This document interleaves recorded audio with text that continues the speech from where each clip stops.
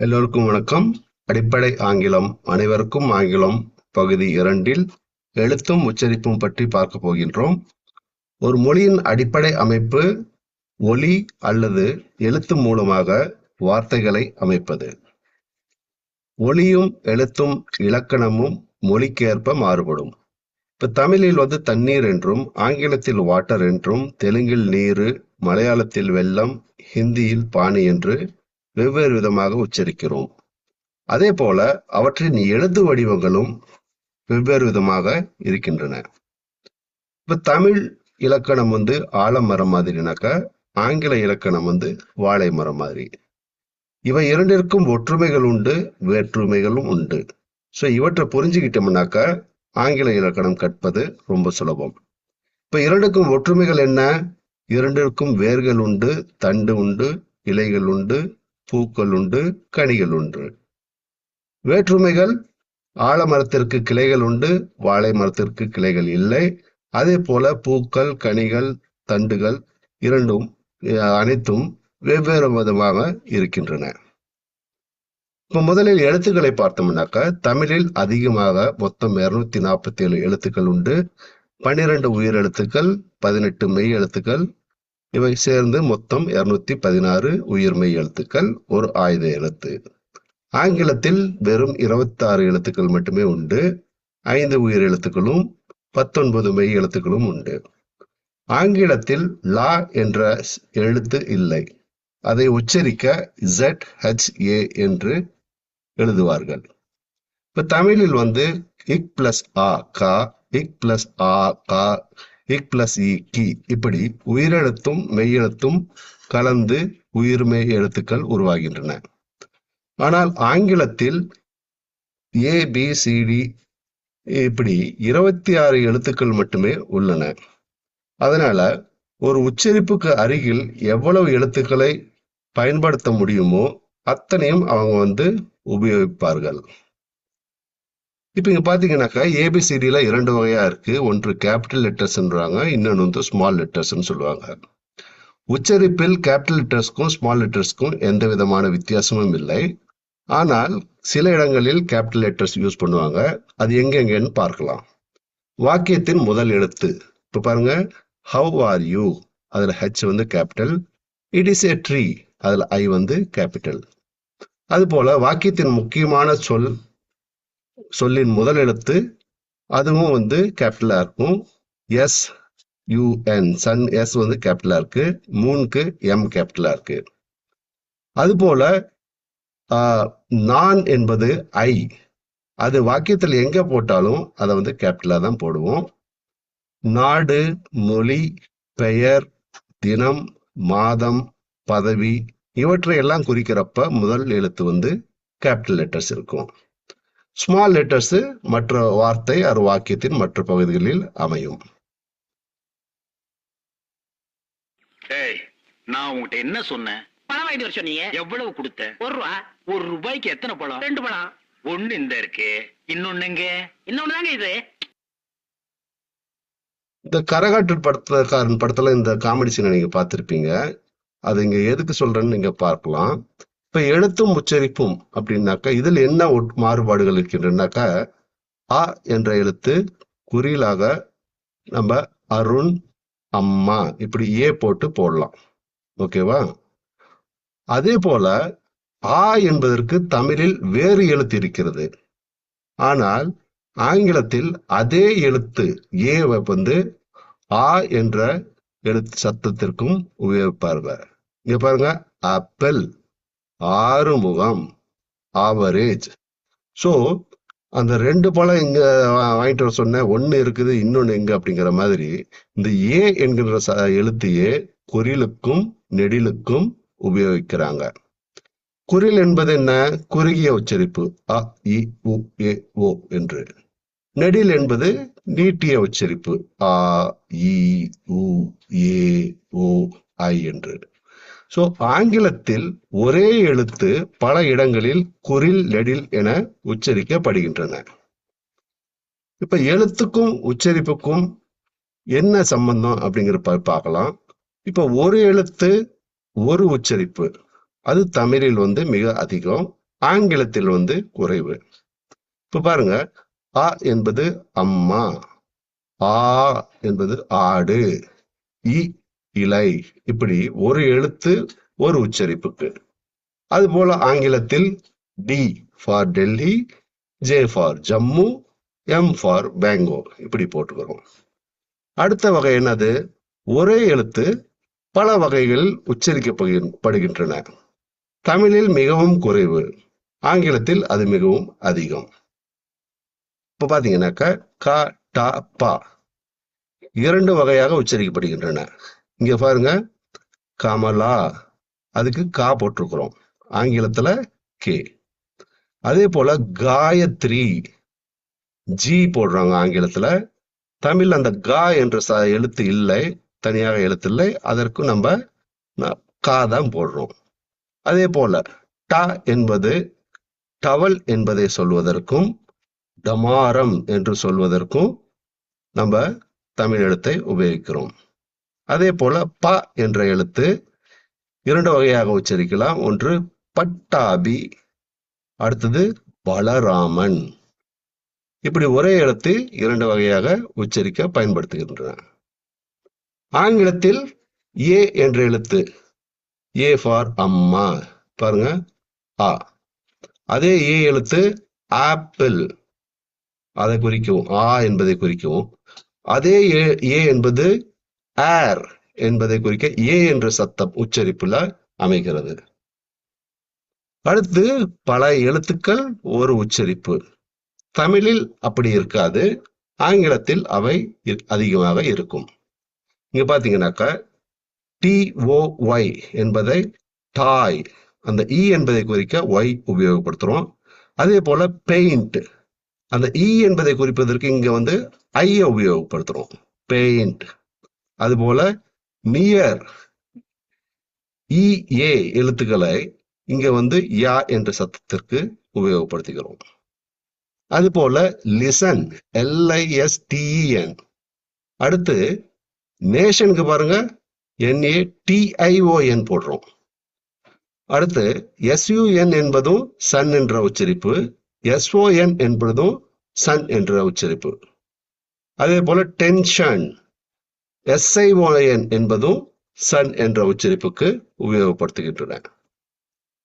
இப்ப தமிழ் ஆங்கிலம், இப்ப எழுத்துக்களுக்கு எப்படி எந்தெந்த தமிழ் எழுத்துக்கு எந்தெந்த ஆங்கில எழுத்து போடலாம் அப்படின்னு பார்க்கலாம். அ என்பதற்கு ஏ அம்மா, யு அம்ப்ரல்லா, அப்பர். அடுத்து ஓ அவுட். ஸோ இவை தமிழ் எழுத்துக்கு நிகராக AUO போடுறோம். அடுத்து ஆ என்ற தமிழ் எழுத்துக்கு மறுபடியும் ஏ வருது, AA போடலாம், இல்ல AU போடலாம். இப்ப ஆறுமுகம் ஒரே ஒரு ஏ தான். பஜார், BAZAAR, ஆ என்ற உச்சரிப்புக்கு இரண்டு ஏக்கள் வருகின்றன. அதே போல ஆட்டோ, AU போடுறோம். அடுத்து ஓ, ஆக்டோபஸ், ஆபீஸ். இப்படி ஓ என்ற எழுத்தும் ஆ உச்சரிப்புக்கு பயன்படுத்துகிறோம். சில இடங்களில் ஈயும் வரும், ENTREPRENUR. என்டர்பிரனர் சொல்லக்கூடாது, ஆண்டர்பிரனர் என்று உச்சரிப்பாங்க. அடுத்து இ என்ற உச்சரிப்புக்கு ஆங்கிலத்தில் இ போடலாம், ஐ போடலாம், ஒய் போடலாம். இ ஃபார் இங்கிலாந்து, ஐ ஃபார் இந்தியா.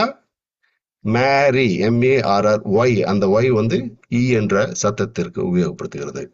அதே போல இ என்ற சத்தத்திற்கு EIEEAA. இப்ப பாருங்க, ஒரு இ போட்டு ஈரோடு, அடுத்து இரண்டு இ போட்டு கிரீன், அடுத்து EC. அதே போல உ என்ற சத்தத்திற்கு யூ அல்லது இரண்டு ஓக்கள் போடுவோம். யூ ஃபார் உத்தரப்பிரதேஷ் அல்லது குக், புக். இங்க பாருங்க, ரெண்டு ஓக்கள் போட்டிருக்கோம். அதே போல ஊ என்ற சத்தத்திற்கு இரண்டு ஓ வரும் அல்லது இரண்டு யூக்கள் வரும். ஊட்டி, கூகுள், இரண்டு ஓக்கள்.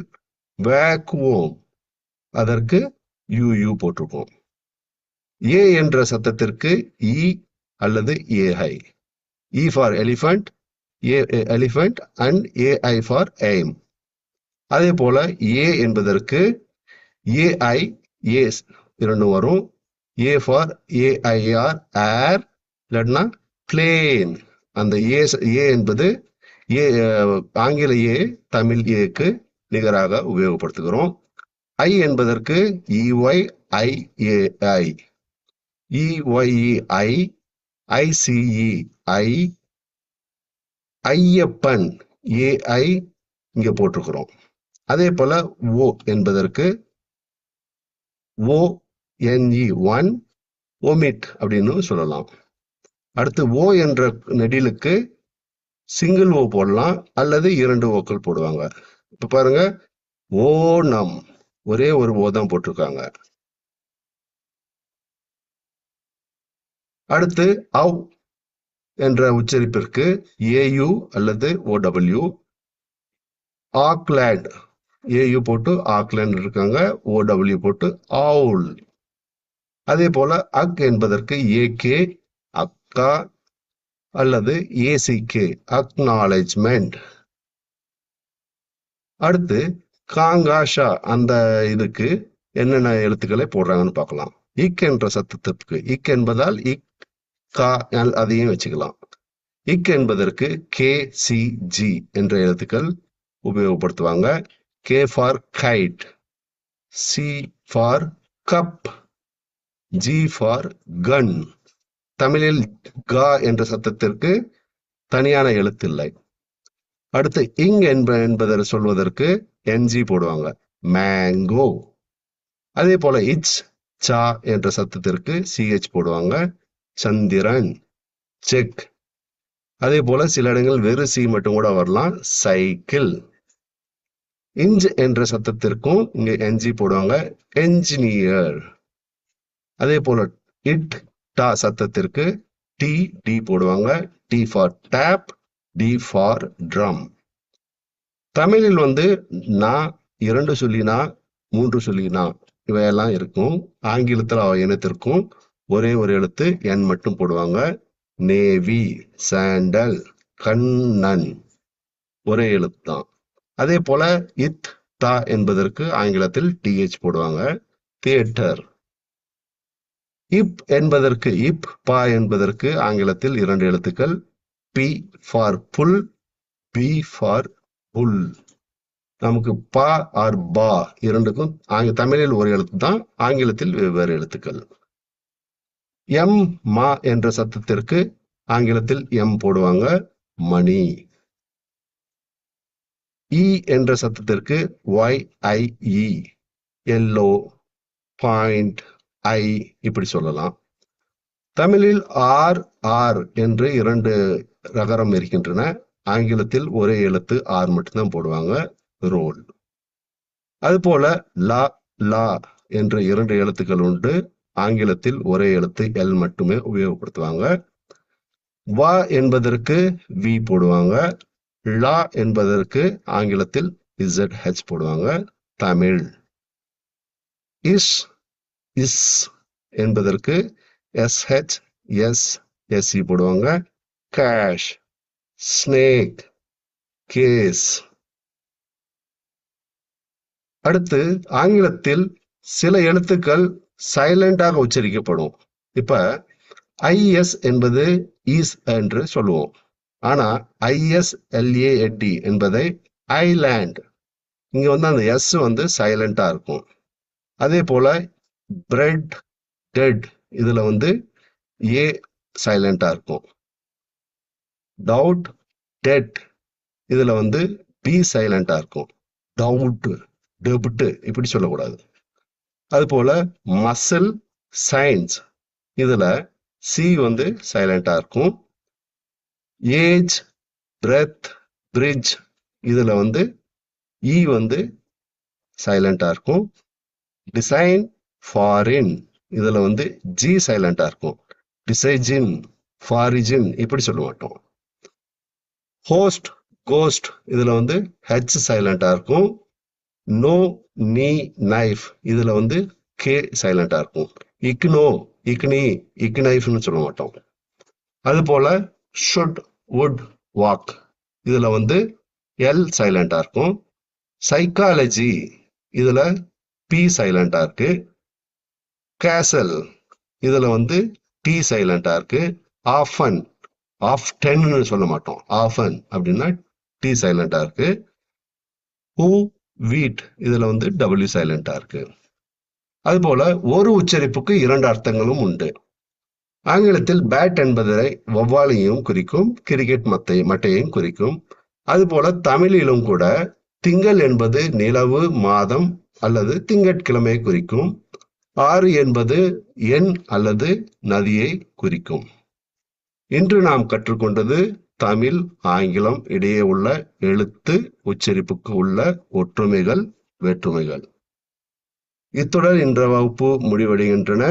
மறக்காம இந்த சேனலை சப்ஸ்கிரைப் செஞ்சுக்கங்க. நன்றி, வணக்கம்.